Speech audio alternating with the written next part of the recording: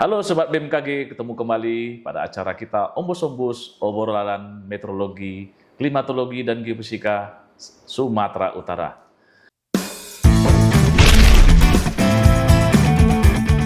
Bersama saya, Albertus Tuas Manulang. Pada sore hari ini, kita kedatangan narasumber dari Pusat Gempa Regional 1 Medan bersama Mbak Endah Puspitasari, MSI.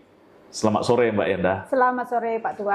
Ngomong-ngomong nih Mbak Endah, ini saya baca beberapa hari ini medsos ini agak heboh masalah megatrust dan banyak masukan-masukan atau info dari masyarakat ini membuat panik masyarakat.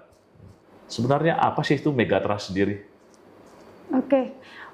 Sebenarnya kalau megatrust sendiri dari istilahnya megatrust, mega itu artinya kan besar ya, besar, dan trust itu artinya itu patahan naik.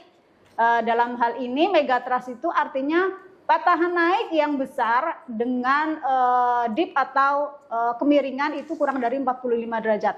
Nah, biasanya megatrust itu letaknya di perbatasan lempeng.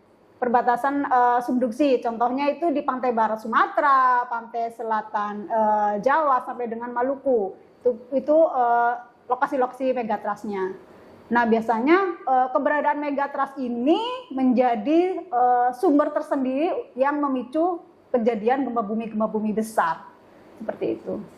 Jadi artinya zona megatrust ini berarti di zona megatrust ini adalah daerah-daerah yang bisa menghasilkan atau mengakibatkan terjadinya gempa besar. Ya, yang berpotensi tsunami. Yang berpotensi biasanya tsunami ya. Bisa Mbak Endah jelaskan apakah pernah terjadi gempa-gempa besar di zona megatrust ini? Ya, tentunya untuk historis gempa-gempa besar ya.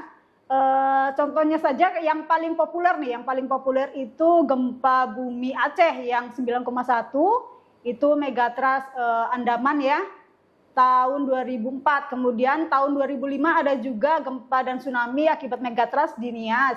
Kemudian yang sekarang lagi ini sebenarnya isu yang udah lama, jauh sebelum gempa 2004. Itu ada 3 sebenarnya zona. Yang pertama itu yang di Nankai yang di Jepang yang baru saja kemarin terjadi ya, sudah rilis energinya. Jadi di Indonesia ini sebenarnya kebetulan ada 2 titik nih yang sampai sekarang belum rilis energi gempa buminya. Yang satu di megatrust Mentawai Siberut, kemudian yang kedua itu yang kita tunggu-tunggu di Selat Sunda. Itu ada 2 yang sampai sekarang belum rilis. Dan itu periode ulangnya itu kalau yang Nankai itu sekitar 67 tahun sudah rilis. Kemudian yang Mentawai sama Selat Sunda itu periodenya sekitar 200 tahun lebih. Yang kita tunggu-tunggu lah kapan waktu rilisnya, kapan waktu meledaknya. Jadi masyarakat ini sebenarnya panik ya mendengar info itu. Sebenarnya bukan jangan dijadikan sebagai ancaman yang bakal terjadi sebentar lagi nih, bakal akan rilis besok atau bulan depan gitu. Jadi sebagai ini aja, persiapan aja gitu.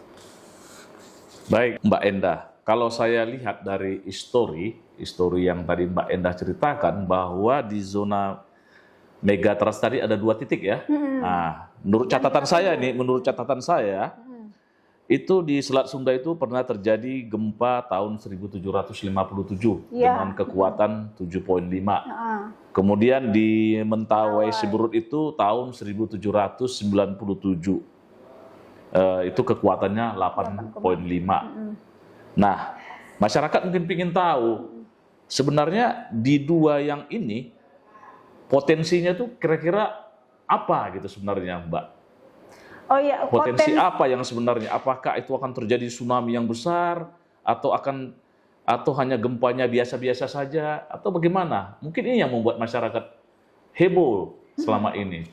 Nah, kebetulan kan para ahli sebenarnya sudah aware ya, udah nge-warn karena di daerah Mentawai Siberut itu memang ada yang namanya kekosongan gempa. Atau istilahnya kalau di bidang seismologi itu seismic gap di Mentawai dan juga ada seismic gap juga di Selat Sunda. Makanya zona itulah yang ditunggu-tunggu nih. Kenapa nih sampai sekarang belum rilis gitu? Karena semakin lama menahan atau akumulasi energi itu nanti gempa yang potensi gempanya itu semakin tinggi gitu. Tentu saja kalau misalnya gempanya lebih dari 7 bisa berpotensi terjadi tsunami. Tadi Mbak mengatakan ada seismic gap. Nah, ini sobat Ombus bertanya nih, kira-kira seismic gap ini, apa sih seismic gap itu sebenarnya, Mbak? Dan kalau seismic gap ini, berarti katakanlah itu akan terjadi gempa bumi, itu kira-kira kapan gitu? Pasti masyarakat akan nanya nih sobat-sobat Ombus, ini kapan nih gempanya terjadi? Kira-kira gitu gimana itu, Mbak? Oke, jadi seismic gap, kalau seismic gap ya, gap kan namanya ada kosong ya, ada space kosong. Jadi di daerah tersebut yang harusnya ada gempa, walaupun rilisnya kecil-kecil, tapi ada gempa. Tapi di daerah tersebut tuh sama sekali atau jarang sekali terjadi gempa. Makanya disebut daerah tersebut terdapat seismic gap.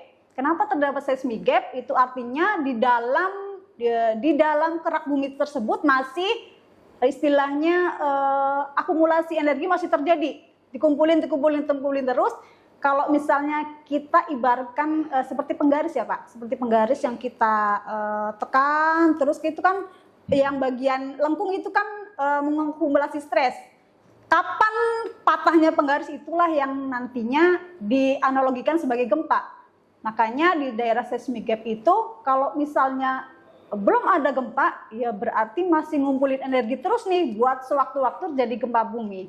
Nah, untuk kapannya, kemudian besarnya, kemudian magnitude, kapan terjadinya itu sampai sekarang penelitian di dunia itu belum bisa memastikan secara tepat dan akurat waktu kejadian gempa bumi maupun besaran kekuatan gempa buminya. Jadi untuk besarannya itu masih istilahnya masih prediksi gitu. Kalau untuk di daerah Mentawai sendiri, seismik di Mentawai itu kita tunggu-tunggu sekitar 8,6 ya, maksimalnya 8,6 seperti itu. Mbak Endah tadi berbicara tentang zona megatrust. Kalau menurut Mbak Endah nih sebagai dari Pusat Gempa Regional 1 Medan dari BMKG, ini potensinya dampaknya itu bagi Sumatera Utara seandainya terjadi gempa di zona megatrust Mentawai Siberut. Oke, untuk di daerah Medan dan sekitarnya atau Sumatera Utara, tepatnya di pantai timur ya, mungkin untuk dampak langsung seperti tsunami itu mungkin sangat kecil kemungkinannya. Mungkin kalaupun terjadi di daerah pantai timur, mungkin kisarannya hanya beberapa sentimeter saja.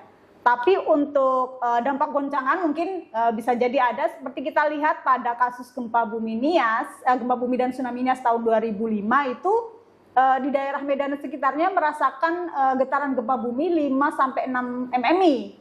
Gitu. Mungkin kemarin kan yang gempa bumi Nias 2005 itu magnitudenya sekitar 8,7. Jadi kalau untuk potensi yang Mentawai Siberut kan beda-beda tipis ya kekuatannya, 8,6 maksimal ya, kalaupun terjadi yang maksimal. Jadi mungkin efek yang dirasakan masyarakat berupa getaran saja sih. Getaran ya.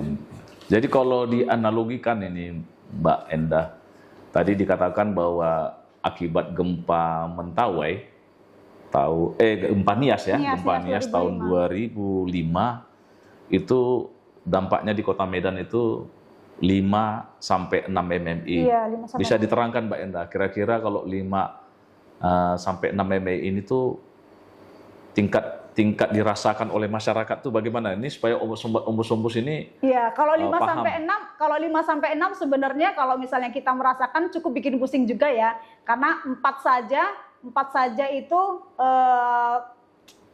lampu gantung aja udah bergetar, apalagi 5 sampai 6. Mungkin ya cukup bikin pusing dan kalau misalnya mau jalan pun agak kesulitan gitu. Jadi untuk masyarakat Medan dan sekitarnya tetap waspada aja. Kalau misalnya terjadi getaran gempa bumi, segera evakuasi keluar dari rumah. Seperti itu. Baik, itu Mbak Endah kan kalau untuk masyarakat yang berada di pantai timur untuk Sumatera Utara. Nah, bagaimana kalau seandainya potensi gempa di zona megatrust Mentawai Siberut tadi, bagaimana dampaknya karena Sumatera Utara ini punya pantai timur dan punya pantai barat. Nah, bagaimana dampaknya untuk masyarakat atau yang tinggal di daerah pantai barat? Kalau untuk di daerah pantai barat, mau nggak mau, kalau misalnya ada peringatan dini tsunami, cepat-cepat harus bisa mengevakuasi diri. Makanya sebelum terjadi gempa bumi yang besar ini, kita harus membekali diri dengan ilmu pengetahuan dan juga kemampuan untuk mitigasi evakuasi mandiri, seperti itu. Nah, kalau untuk upaya evakuasi mandiri ini Mbak, kira-kira nih selama ini apa sih yang sudah dilakukan oleh BMKG atau bersama kalau di tingkat daerah itu ada namanya BPBD, Badan Penanggulangan Bencana Daerah. Apakah sudah pernah melakukan upaya untuk mitigasi supaya target kita adalah 0 korban jiwa gitu. Gimana itu, Mbak? Oke, untuk upaya dari BMKG sendiri sebenarnya untuk edukasi atau sosialisasi ke masyarakat itu ada beberapa. Yang pertama itu adalah Sekolah Lapang Gempa Bumi atau SLG. Itu biasanya setiap UPT Geofisika itu melakukan SLG. Kemudian ada juga yang namanya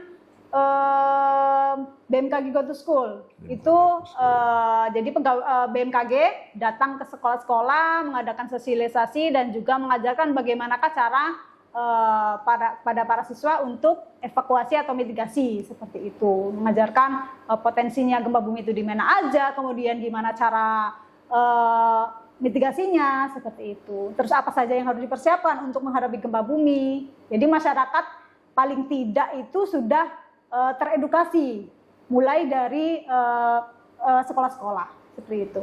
Yang kita harapkan dari sekolah-sekolah mereka bisa memberitahu atau mengajarkan ke masyarakat-masyarakat di sekitarnya, seperti itu. Artinya Mbak Endah, upaya mitigasi itu sudah ada. Iya. Saya juga dulu pernah mengikuti itu dari berita-berita seperti di Sumatera Barat, di Padang, kota Padang itu tsunami drilling. Berarti itu merupakan salah satu upaya mitigasi ya, Mbak. Iya, salah Mbak satu Endah, upaya ya? buat istilahnya edukasi ke masyarakat.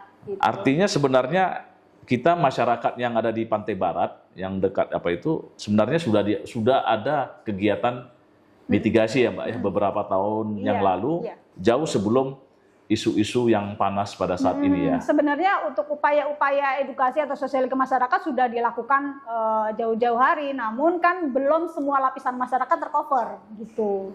Jadi BMKG mengupayakan semoga kedepannya masyarakat di Indonesia sudah semakin siap menghadapi gempa bumi dan juga tsunami, sudah siap mengevakuasi secara mandiri seperti itu. Terkait isu yang sudah berkembang ini tentang megatrust, BMKG himbaukan supaya tetap tenang dan tetap waspada, jangan termakan oleh isu-isu yang tidak dapat dipertanggungjawabkan, seperti itu. Jadi baik Sobat Ombus-Ombus, dalam pertemuan sore kita hari ini dengan narasumber kita Mbak Endah dari Pusat Gempa Regional 1 Medan, dapat kita simpulkan bahwa potensi ancaman dari zona megatrust ini sejak dahulu ya Mbak Endah ya, sudah ada. Nah, cuman saat ini lagi booming lah, lagi panas-panasnya. Mungkin ini terkait dengan barusan ini terjadi gempa di Jepang. Ya Mbak Endah ya.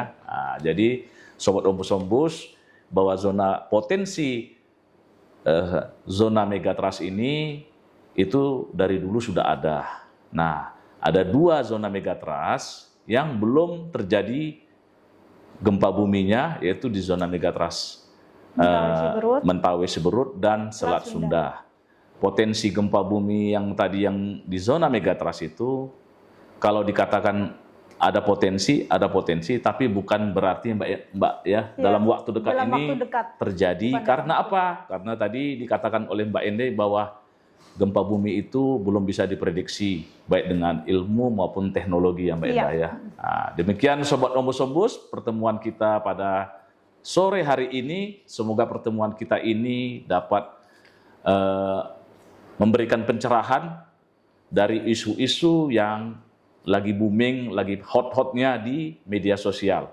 Sampai ketemu kembali Sobat Ombus dalam kesempatan yang lain dengan topik dan tema yang berbeda. Selamat sore. Sore.